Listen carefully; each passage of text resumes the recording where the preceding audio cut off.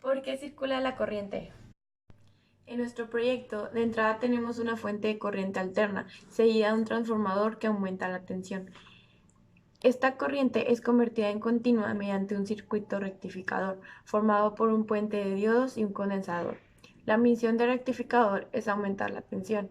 En cuanto al circuito de la bobina de Tesla propiamente dicho, está formado por el circuito primario constituido por el condensador de capacidad C1, el irruptor y la bobina primaria autoinducción L1 y un circuito secundario constituido por una bobina de autoinducción L2 que aunque no tiene unidad ningún condensador posee una capacidad parásita distribuida en ella misma que es S2.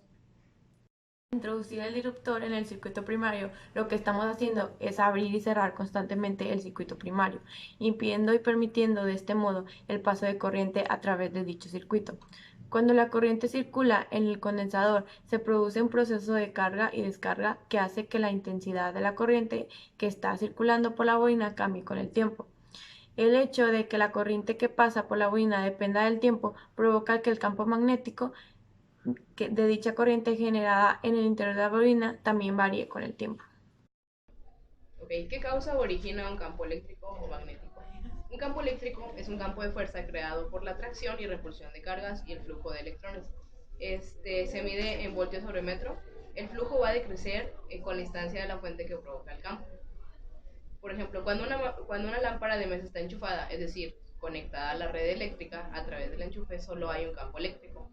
También otro ejemplo podría ser cuando una manguera se conecta al sistema de abastecimiento de agua y el grifo está cerrado. El campo eléctrico más que nada está relacionado con la tensión, cuya unidad es el voltio, y se genera por la presencia de cargas eléctricas. O sea, cuanto mayor sea la fuente de alimentación del electrodoméstico, mayor será la intensidad del campo eléctrico resultante. Regresando al ejemplo de la lámpara, cuando se enciende la lámpara, es decir, cuando la corriente pasa sobre el cable de alimentación, hay un campo eléctrico y un campo magnético. El campo magnético se va a originar como resultado del paso de corriente, o sea, el movimiento de electrones a través del cable eléctrico. Y en el ejemplo de la manguera, el campo eléctrico se correspondería con el paso del agua a través de la manguera. La unidad del campo de inducción magnética es el Tesla. ¿Qué implica la alta frecuencia? La alta frecuencia implica que se van a generar chispas más rápido. Segunda pregunta, ¿para qué sirve tener un capacitor, una resistencia o un transistor? La resistencia en nuestro circuito sirve para que no se queme el circuito y el transistor, que es un 2N222, sirve para amplificar cargas medianas de corriente. Respondiendo a la pregunta, sí, porque el aire no es conductor porque conduce corriente eléctrica.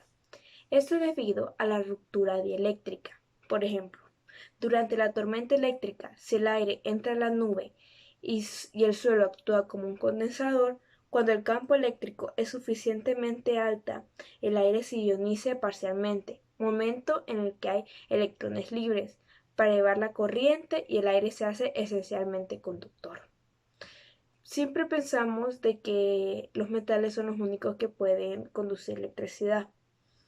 El aire no conduce la electricidad en la forma que los metales lo hacen. Normalmente pensamos en los conductores de metales con los electrones libres que se mueven con facilidad por todo el metal, porque tensión de mover los electrones y circular en la corriente.